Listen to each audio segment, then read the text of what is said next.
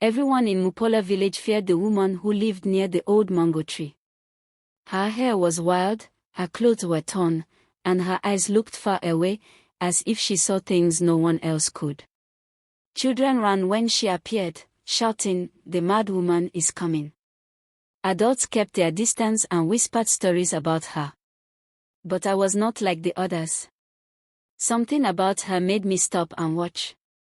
She never hurt anyone. She only walked slowly, humming sad songs.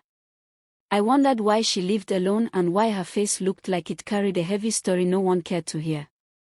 One hot afternoon, I saw her sitting by the path, trying to fix her broken basket. People walked past her like she was invisible. I didn't plan to speak, but my legs carried me forward. I offered her a new rope to repair the basket. She lifted her head and looked at me with surprise. Then she smiled. It was small, but it changed everything.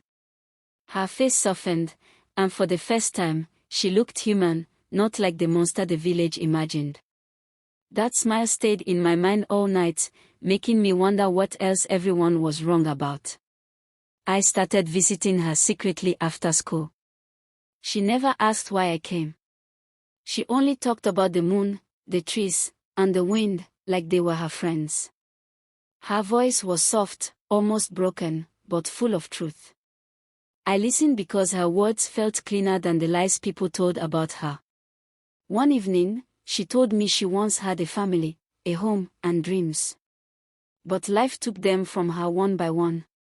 When she finished, she closed her eyes, and for the first time, I saw tears run down her cheeks. In that moment, I understood she was not mad. She was wounded. Soon, the villagers noticed I spent time with her. They warned me to stay away. Some said she carried curses. Others claimed she spoke with spirits in the night. They tried to scare me with stories that had no proof. I ignored them.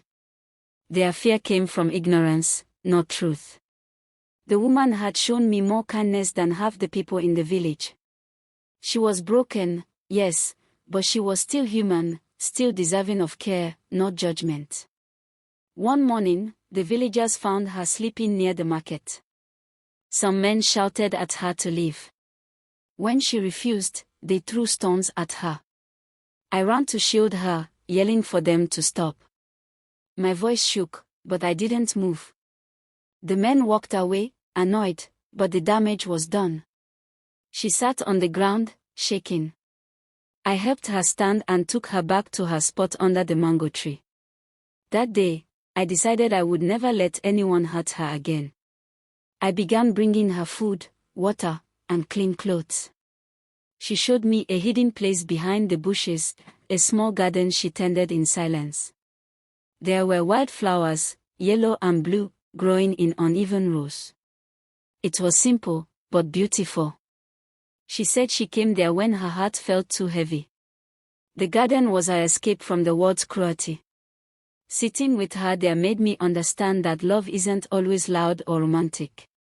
Sometimes, it's quiet. Sometimes, it's just choosing to stay.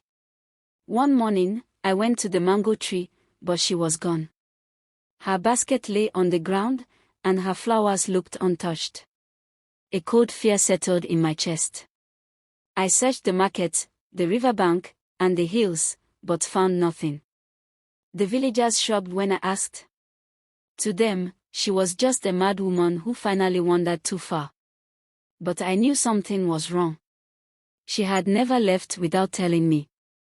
I searched the forest for hours until I found her sitting by a fallen log.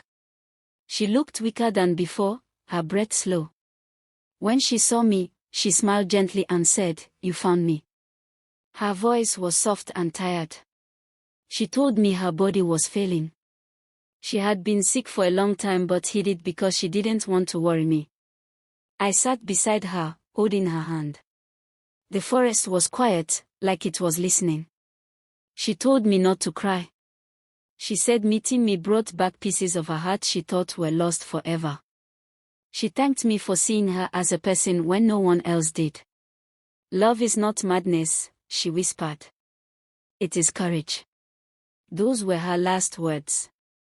She rested her head on my shoulder and drifted into a peaceful sleep she never woke from. I held her until the sun set, feeling the weight of a world that had failed her. We buried her under the mango tree, the place she called home. I planted some of her favorite flowers on her grave, yellow and blue, just like in her secret garden. Over time, people began to ask about the flowers. I told them her story, not the rumors. Slowly, the village changed. They learned compassion. They learned shame for how they treated her. And every day, I visited her tree, remembering the woman everyone called mad, but whom I learned to love.